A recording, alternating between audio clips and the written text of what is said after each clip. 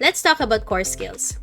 Before you start your adventure, you're going to have a lot of questions, with the first one being who will hire you, second, what tasks will you be working on, and lastly, what skills should you learn?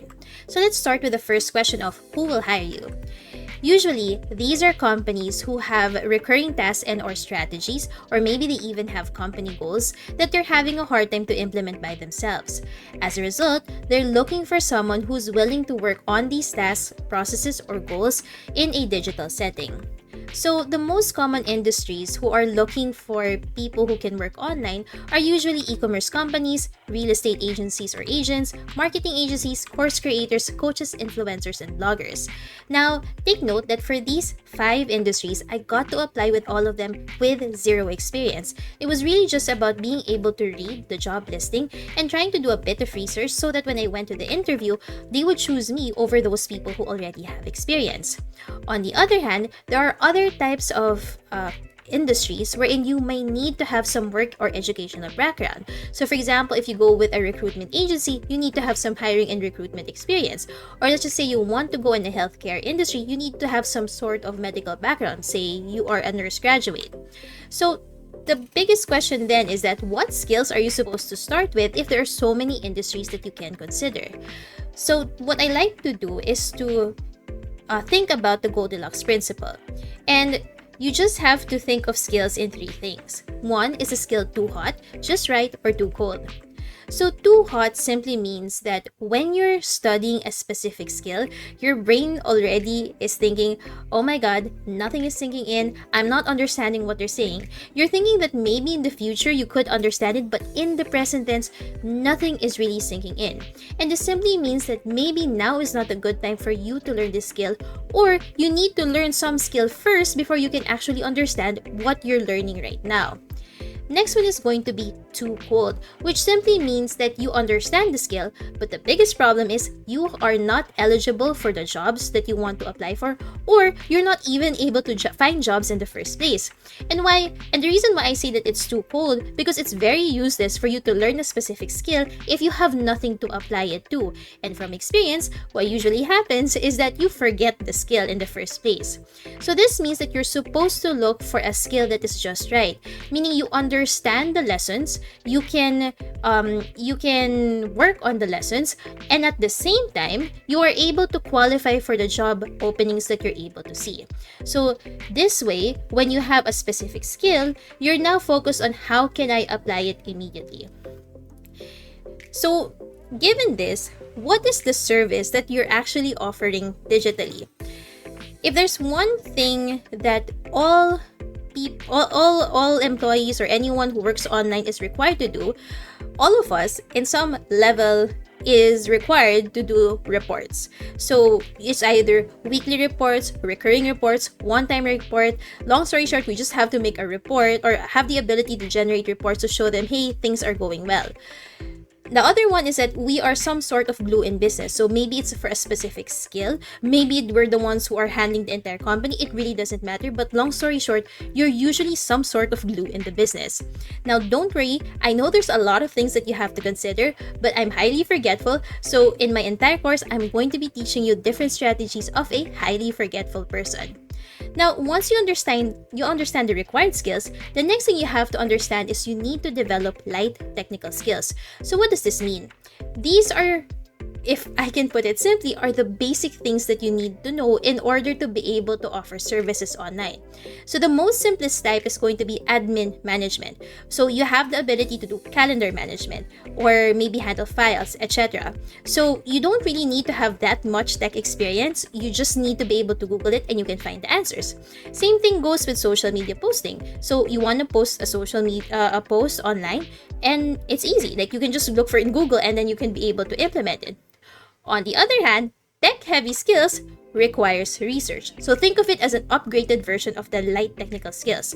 So back then, I did admin management, such as calendar, files, etc. And the evolution of that is basically project management, where you had to research different apps, different techniques, etc. The other one is going to be for social media posting. So back then, you just like posting the different content online. But the moment you go into the tech heavy skills, your job is now to really understand the different platforms and figuring out how you're supposed to rank on those specific platforms depending on the algorithm rules. So long story short, light technical skills is just the basic, and then when you decide that you want to specialize on that specific skill, then that's when you move to the tech heavy skills. So given this, there's a lot of things that you're supposed to learn. So what is the circle of learning? So you're going to be starting with your core skills, and I'll be discussing this in a bit. Once you develop the core skills, you're now going to determine or start learning about the industry skills. So let's just say you're in the e-commerce industry, real estate, maybe you're in the medical industry. It really doesn't matter. But once you develop your core skills, the next step is to really understand the industry.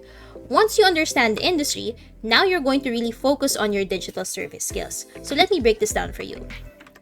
So for the core skills, any person can learn this even if you are not tech savvy or you haven't really used the computer that much. All of these skills can be learned, and I've seen people who have never touched a computer just work on their core skills, and then they surpass those people who at a young age started using a computer. So the reason why I can say this is because I started as a college dropout and was a call center agent, and all I did was really just mastered my core skills, and as a result, I was chosen for the position even if there were so many applicants out there who already had experience. So right now, I'm just earning at the comforts of my home just because I developed my core skills. So there are 3 core skills that you need to focus on. The first is your ability to communicate, which is very crucial because you are talking to people halfway across the world or in another province. And so the only way that you can communicate digitally is with how you speak and with how you write. So for the verbal or written options, you have Zoom or Google Meet, or maybe for written, there's also email, or for example, chat apps or task apps. So you have to be able to slowly learn. So you don't have to learn it right away, but you have to learn how to slowly communicate during a voice call or during email, chats, and tasks. So this is so crucial because you're going to be talking to clients all around the world. So your communication verbally and digitally is them being able to determine what will be the digital experience with you be like.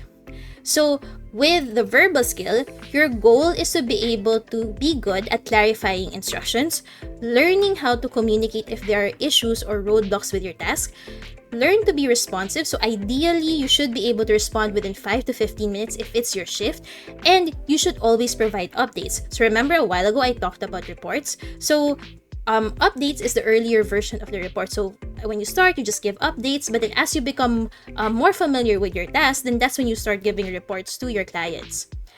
So here's an example of a daily report.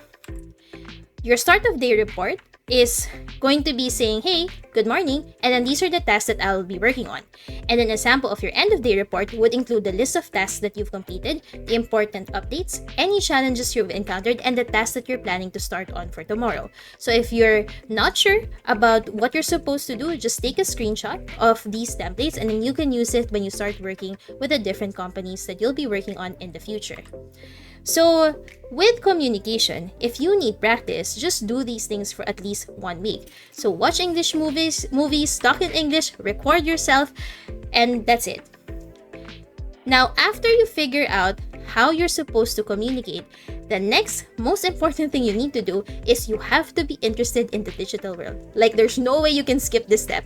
Every single thing you're going to do is going to be with a computer, with a laptop, with an app. You're going to be talking to someone online. You cannot escape it. You have to be interested in the digital world or the digital workspace, period. So this is because there's a huge difference between a digital workspace and a physical workspace, where schools just teach you what it's like to work in a physical workspace. And for a digital workspace, we don't really have an official school for that. So you need to have excitement to be able to learn all of these important skills, which is actually a lot since we didn't learn a lot of these things in school. So some of the core skills that you could practice on in the beginning is the ability to manage your inbox, file management, calendar management, and even the ability to research online. So the other word for being interested for something digital is you being tech savvy, which is basically the willingness to learn new tools and apps. So now that you're able to communicate and then you're interested with the digital world, the next thing you need to do is you have to learn how to organize digitally. It is very, very crucial because you're actually studying, you're actually learning things, so you need to learn to organize all of that information online. So you need to learn how to keep track of what you're working on, and then because you're keeping track of it, you now have an idea of what your baseline is and therefore have an idea of what you need to do to improve so that you can stand out with your clients or with the different colleagues that you have. So the things that you need to organize are the information, documents and files, and the different tasks and projects that are going to be assigned to you. By doing this, and this comes from experience, I've actually grown my income just with the ability to organize a lot of things. So what's next after you've developed your core skills? This is when you start working on your industry skills.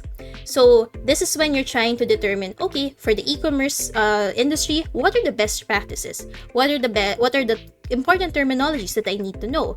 So an example would be a doctor, which is in the medical industry, would talk differently or has different terminologies compared to a chef, which is in the food industry. So they both have different best practices and they both have different terminologies. So as a result, you have to understand that if you jump industries, there are different terminologies and best practices that you need to be able to Google and research online.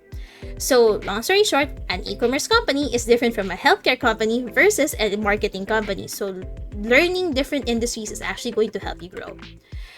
So as you learn your different industry skills, this is when you start to also increase your income. And another way that you can increase your income is also determining what are the different apps that are specific to an industry. So let's just say, for e-commerce, there are apps like ShipStation, Amazon Seller Central, and so much more because these are the most commonly used apps that are used by the industry. So if you're going to be applying for that specific industry, try to determine what are the official apps that those types of companies are looking for. So let's just say for virtual assistants, some of them would say, okay, for a virtual assistant, I need you to be able to learn Trello or Asana. And these apps are actually called project management apps, which helps company keep track of the tasks that they give people.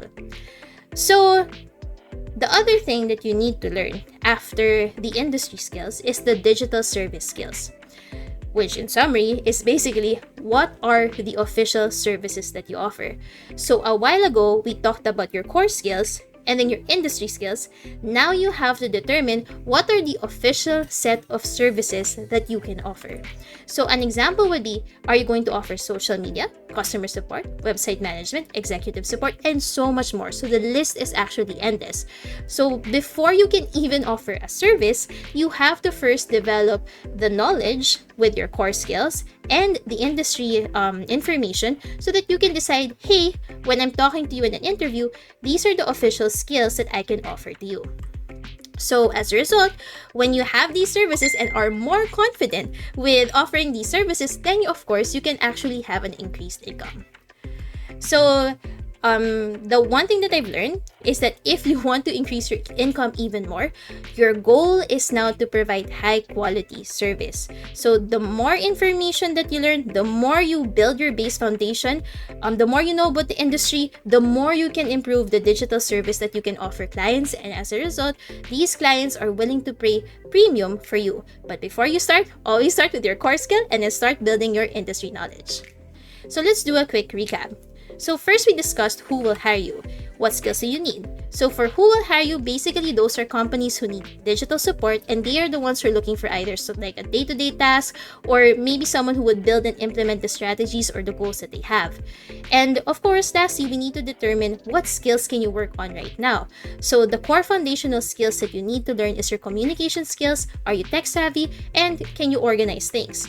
So in terms of your digital service skills, you have to determine what type of digital task or service can you offer to help a business grow online. This simply means that during your interview, focus on the digital service that you can offer for them. So for example, for me, my digital service back then was really offering customer support. And my strategy to tell them how I'm going to help them grow online is by saying, hey, I offer customer support, but what I actually truly offer is a person who is passionate about making your customer smile. And that's something you're not going to get with the other applicants.